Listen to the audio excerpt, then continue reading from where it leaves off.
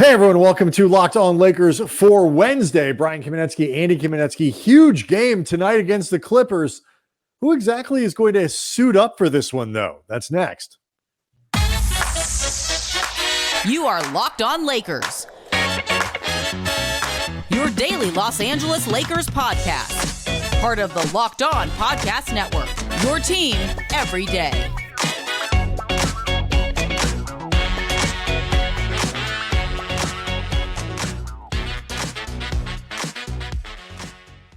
Thanks to everybody for making Locked On Lakers your first listen of every day, Monday through Friday, no matter how or where you get your podcasts. It's always free. It's never behind a paywall. And Locked On Lakers on YouTube is where over 23,000 subscribers are wondering just exactly what the Lakers are going to look like and how effectively they can bounce back for a huge game tonight against the Clippers. Do want to let you know that today's episode is brought to you by FanDuel. Make every moment more.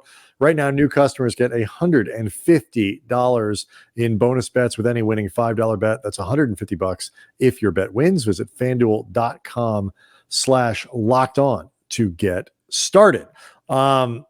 Lots to cover in this one, including some kind of an interesting conversation about Bronny James, which obviously impacts the Lakers and the Lakers' future with Bronny's dad. So we'll get to that before the end of the show. But, Andy, before we do, let's start with tonight's game against the Clippers because it is a massive one. Yeah, the Lakers need to both in the sense of trying to get themselves as far up the standings as possible. They need to win this game. And I also think just from a mentality standpoint and all right, are we focused and disciplined and resolved enough to do this thing? You know what I mean? Like beyond the idea of we need to win these games because we need to win these games. Are we of the collective mentality to get it done?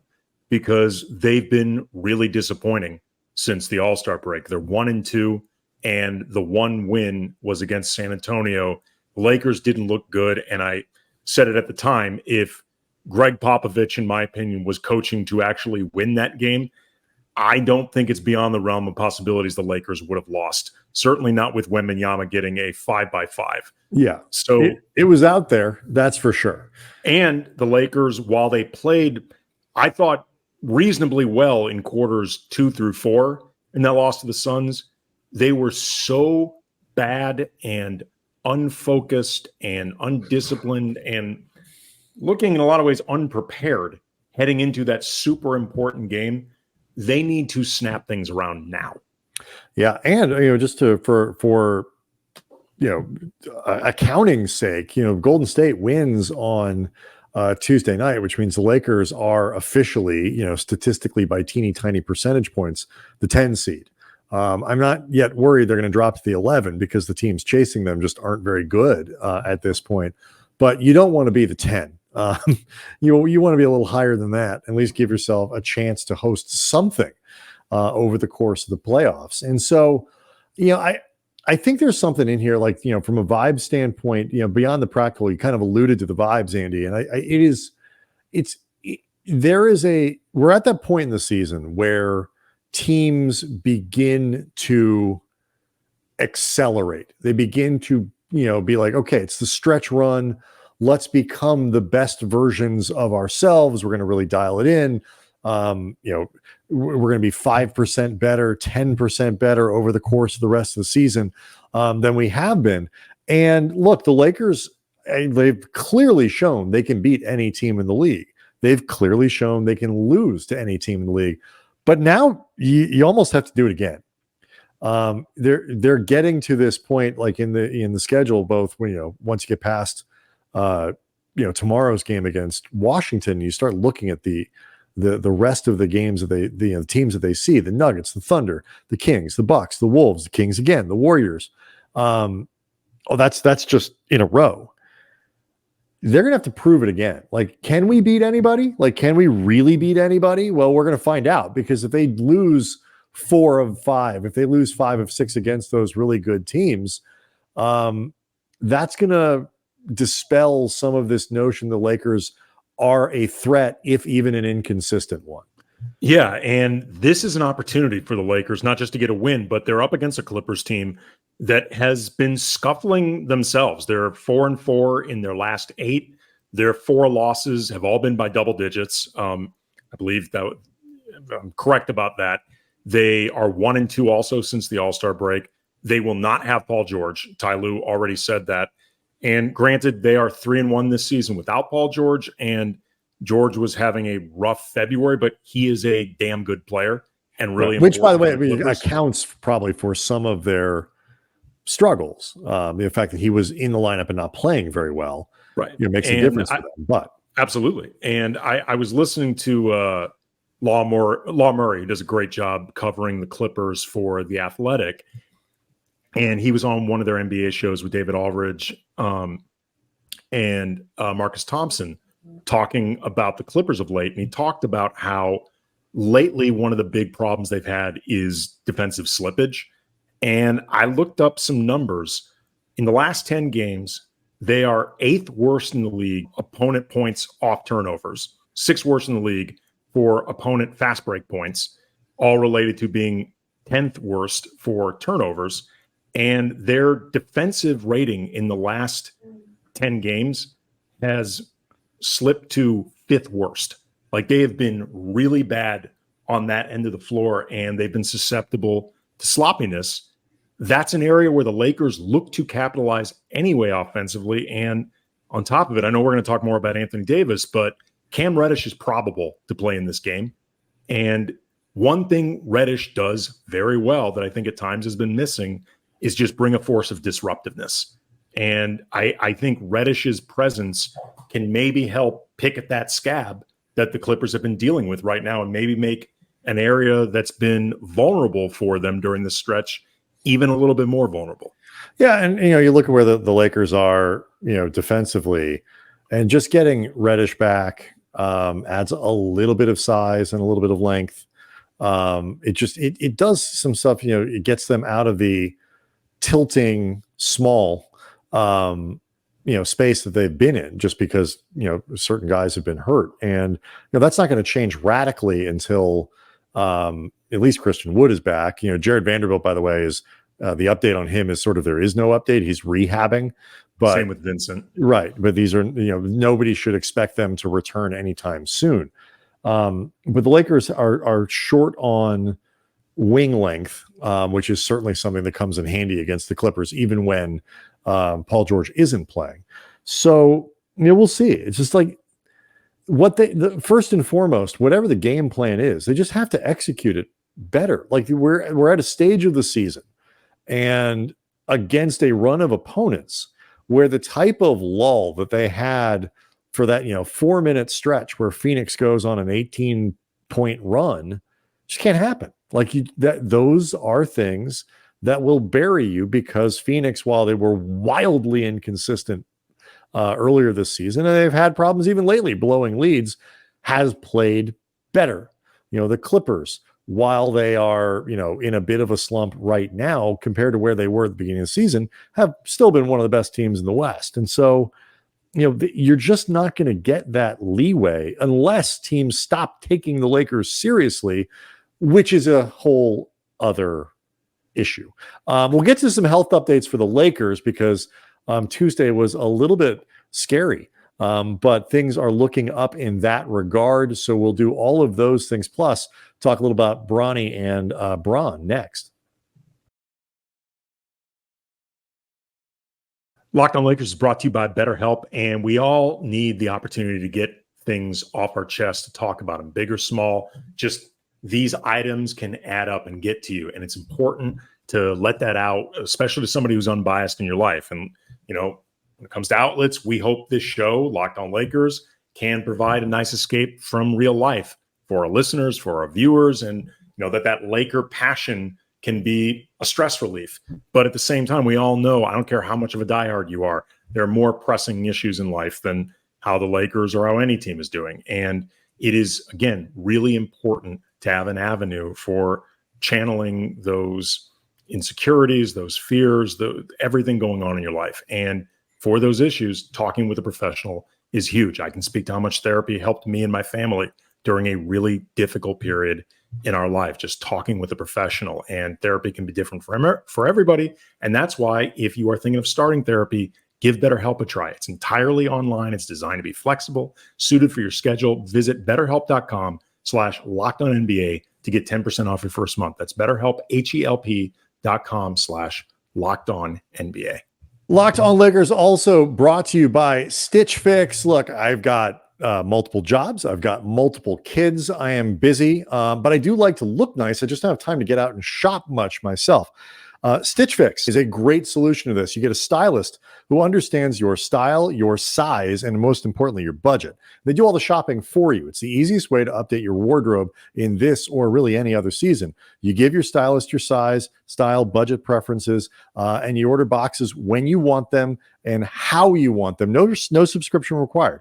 And they send 5 just for me, in your case, just for you, pieces, plus outfit recommendations and pro styling advice. I keep what works. I send the rest back. You do the same thing. Stitch Fix makes it really easy. I like to shop. I don't have time to do it. And they save me the effort and all that kind of stuff that I just don't have the time to be able to do. And I get outfits that make me look good and feel good for work, for going out, whatever it might be. If you want style that makes you feel as good as you look, get started today at stitchfix.com/lockedon. That's stitchfix.com/lockedon. stitchfix.com/lockedon. So the scary part of Tuesday, Andy, was when the news came out that Anthony Davis did not practice because he had an upper respiratory problem, couldn't breathe. And so he didn't come out to practice. And so you're like, okay, is he not going to be able to play because he's sick? But by the end of the day, it appears that Anthony Davis is feeling well enough. The Lakers have listed him as probable for tonight's game against the Clippers. That is a very, very welcome sign, because I know Paul George, take away Anthony Davis from the Lakers, and advantage swings back heavily towards the Clips. Yeah, it's an extremely big deal that Anthony Davis play in this game. Like I mentioned before, it is really important that the Lakers capitalize on this absence from Paul George, the Clippers going through some issues of their own. But with Anthony Davis presumed to play, he needs to avoid early foul trouble.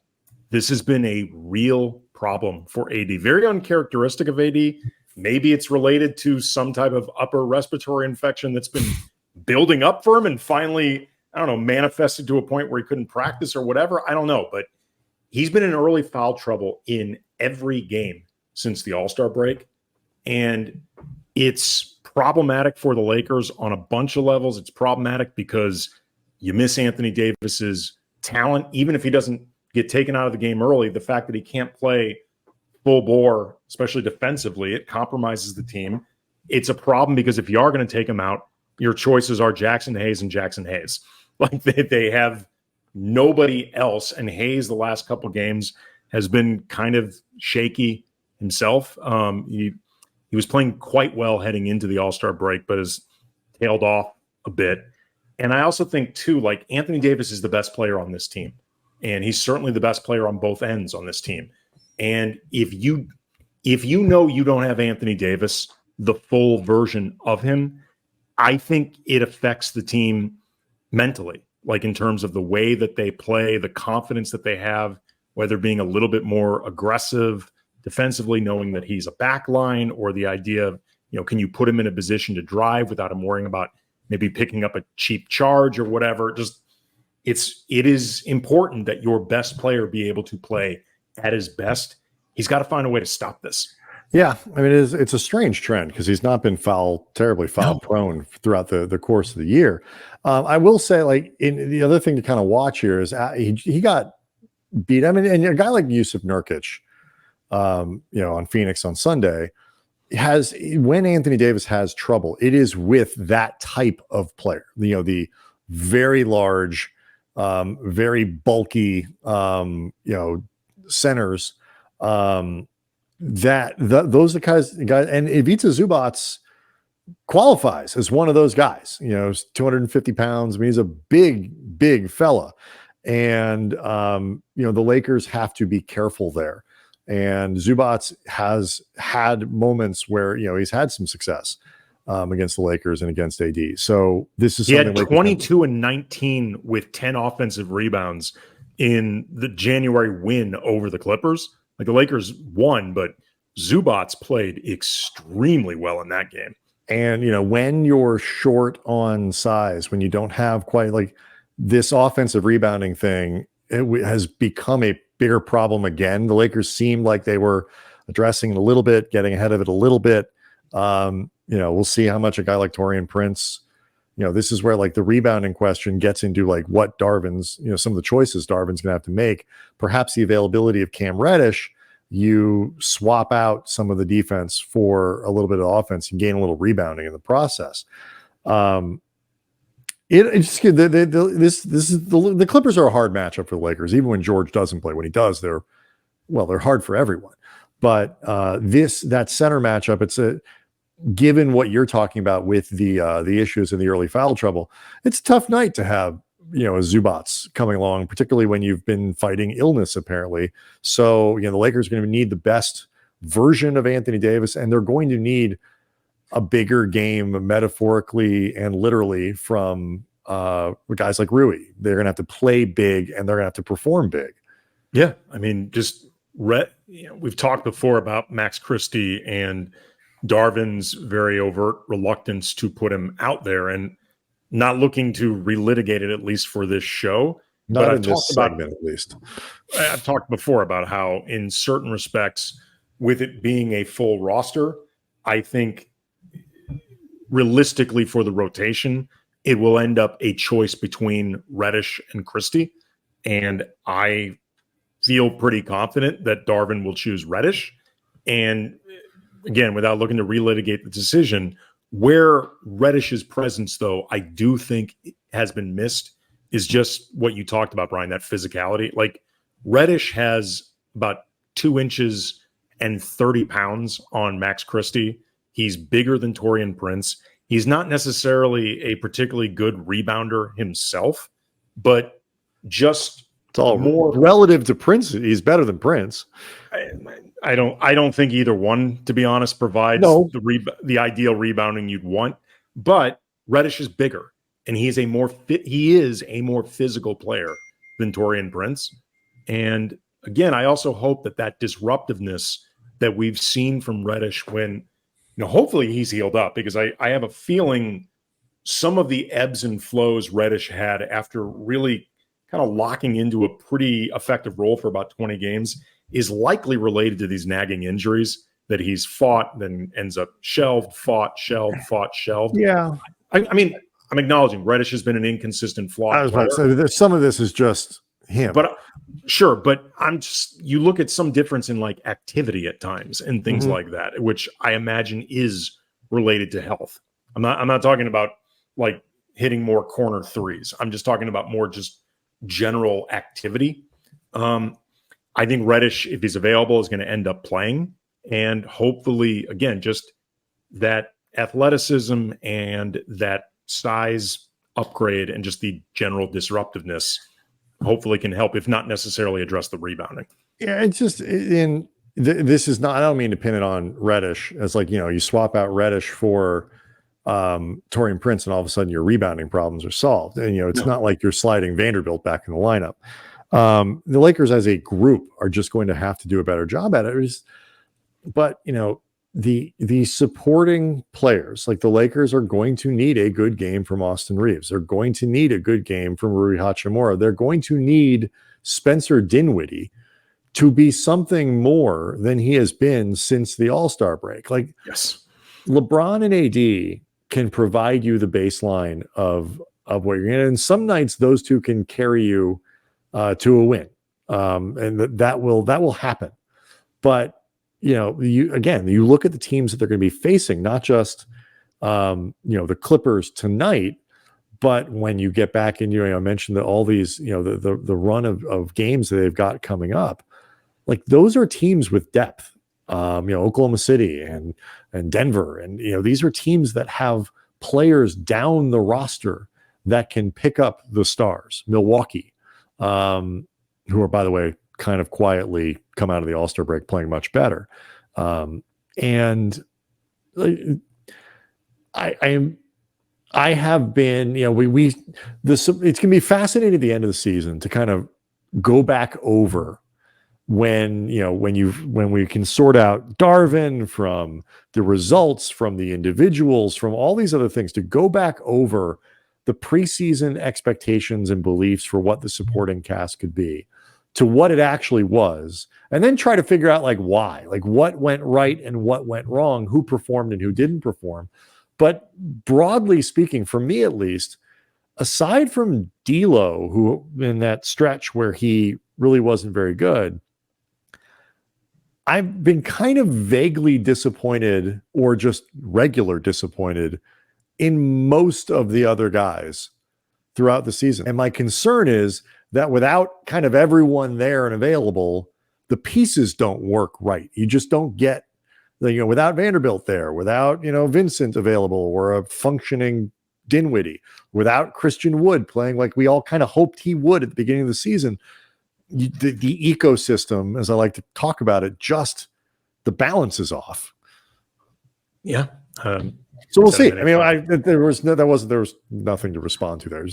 We'll see what it looks like. But that's one of the things I'm really interested in seeing over the next 6 or 7 games. Anyway, fascinating stuff with LeBron James and Bronny James, and draft projections and LeBron's reactions. All that coming up next. Locked on Lakers is brought to you by eBay Motors. Passion, drive, patience. That's what brings home the winning trophy. It's also what keeps your ride or die alive. eBay Motors has everything you need to maintain your vehicle and level it up to peak performance, from superchargers, roof racks, exhaust kits, LED headlights, and much, much more. Whether you're into speed, power, style, eBay Motors has you covered. With over 122 million parts, I didn't even know there were that many available, period.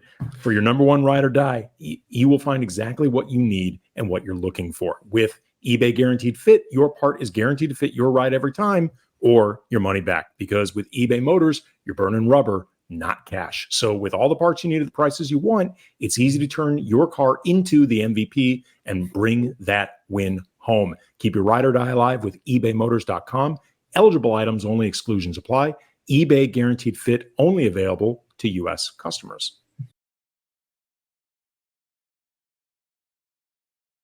So quick reminder, Lakers versus Clippers tonight. You can hear, that's a 7:00 start. You can hear every minute of the Lakers hometown broadcast with SiriusXM on the SXM app. Search Lakers. Another quick reminder, Andy and I are not big college basketball experts. Both of us can name one player in the college ranks, and he is no longer projected by, was it Draft Express? Is that where we're started all this trouble? It was either Draft Express or ESPN, or maybe both. I think they're the same. It's, are they? I think ESPN owns Draft Express. So not surprisingly, Bronny James, the aforementioned single player that we know, who, started the season off with a, heart problem that, was much more serious than anything having to do with basketball. And it's been okay with SC this year, but hasn't, blown the doors off anything. He was removed from the mock draft for the upcoming summer and put into the 24-25 draft. And LeBron essentially responded with a, social media post asking people to let the kid just be a kid and play. Yeah, he said, got quote, a ton of reaction. Yeah, can y'all just please let the kid be a kid and enjoy college basketball? The work and results will ultimately do the talking, no matter what he decides to do. And y'all don't know, if y'all don't know, he doesn't care what a mock draft says. He just works, earned, not given. Then later, LeBron wrote, to all the other kids out there striving to be great, just keep your head down, blinders on, and keep grinding. Those mock drafts doesn't matter one bit. I promise you, only the work matters. Let's talk real basketball people. Then a peace sign and a crown emoji. Okay. On one hand, LeBron is correct in the sense that mock drafts get stuff wrong all the time. There are always players projected to be better than they are. There are always players projected worse than they end up being. Austin Reeves, no matter what you think of him, was better than a player who could even slide to undrafted status. If it was redrafted, Austin Reeves would absolutely be a first-round pick. This sort of stuff happens all the time. So in that sense, LeBron is 100% correct. He is also, I think, broadly correct that we should be mindful of everything Bronny has been through to get to this point at USC, which I think if we're all being just realistic, has likely played a role in where he is now. Time will tell if he can be better than that.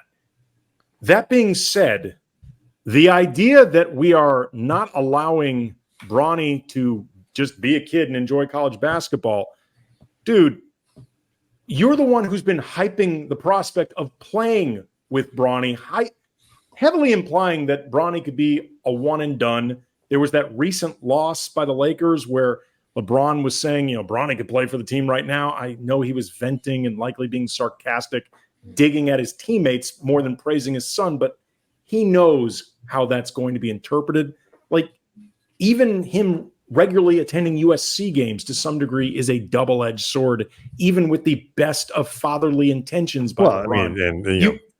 But I'm saying you cannot have this both ways. Like, LeBron has always made sure to sit like as close to the bench as possible during these games. Like, you can't have this both ways. No, I understand. And I think there is definitely this notion. I think most people have kind of left it alone, and LeBron, pumps his kid up and does these other things. And I kind of rolled my eyes when I saw that stuff today, but like what I think is more interesting about it, and I agree, the easiest way for everyone to kind of stop talking about Bronny as a pro prospect would be for LeBron to stop talking about it as a pro prospect.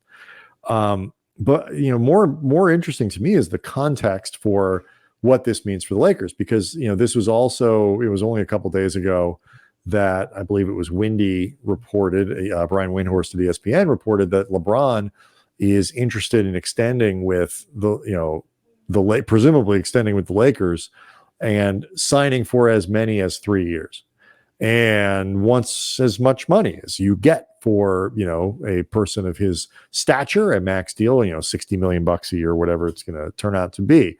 The reality is that so much of the attention on Bronny is seen through LeBron, because LeBron said, I want to play with him, and his future is somewhat in doubt.